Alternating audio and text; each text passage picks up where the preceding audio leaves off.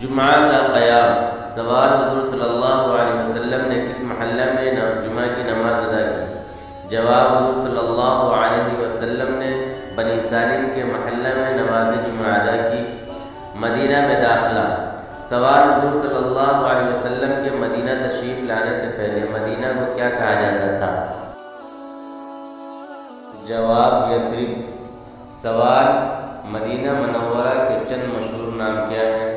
جواب: طابہ، دار الابرار، دار الایمان، دار السلام، دار الفتح۔